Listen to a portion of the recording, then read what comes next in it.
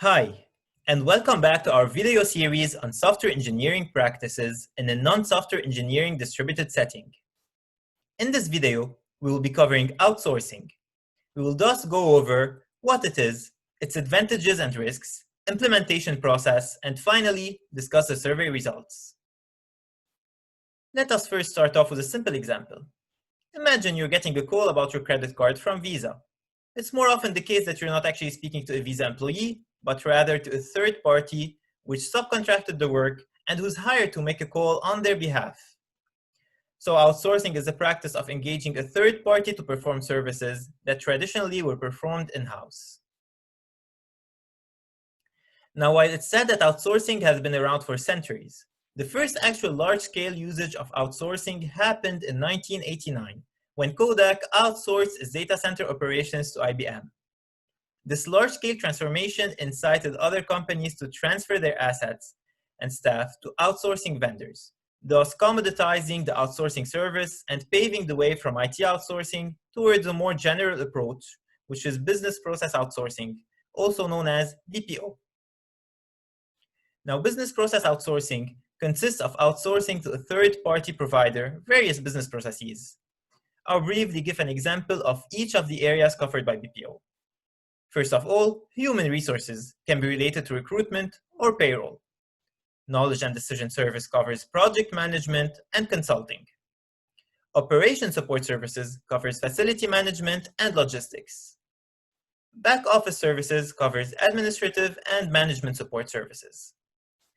Marketing covers strategic planning and sales management. Customer interaction service covers call centers and customer support. IT services covers application and system development. And finally, operations finance services covers accounting, audits, and compliance. Now, BPO provides several advantages to companies focused on different aspects, such as organization drivers, meaning that the company will focus more on core business activities and on better ways to serve the customer. Improvement drivers, which consist of obtaining expertise, skills, and technologies which may not be currently available in the company. Financial and cost drivers, aiming at freeing up resources for other purposes and to achieve cost reduction. And finally, revenue drivers, aiming to achieve growth by leveraging the third-party capabilities and thus increase market access and shorten the time to market.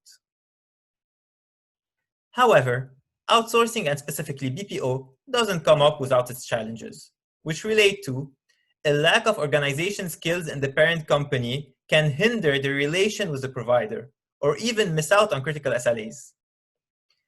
Nationwide negative economical effect as outsourced activities are transferred to a different economy and along with it various jobs, thus increasing unemployment and diminishing the gains of their nation. Outsourcing results are not immediate, and the decline in productivity may appear in the first periods. Finally, the high rate of attrition of employees at outsourcing providers increases costs such as training and recruitment. Now, the outsourcing process illustrated on the slide describes the process a company should go through before embarking on an outsourcing initiative. Setting the strategy is the start-off point for any outsourcing decision.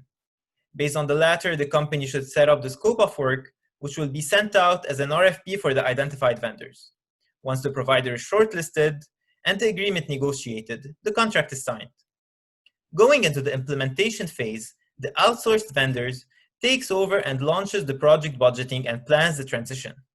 After a successful transition, continuous monitoring and management is performed, and the seamless integration happens right before completion. Support is provided throughout and after the actual integration, based on the predefined SLAs between the company and the provider. Now that you know more about outsourcing outside of software teams, let us take a look at the results of our survey as relating to outsourcing. The results are compared between software engineering teams and non-software engineering teams to convey the fact that aspects of distributed global software engineering can be leveraged in any company. First, based on the results, it seems that outsourcing is still more common in software engineering teams working distributed as compared to non-software engineering teams. This is kind of expected since BPO and other forms of outsourcing are currently gaining more and more traction while however still subject to a lot of restrictions as to their risk and challenges.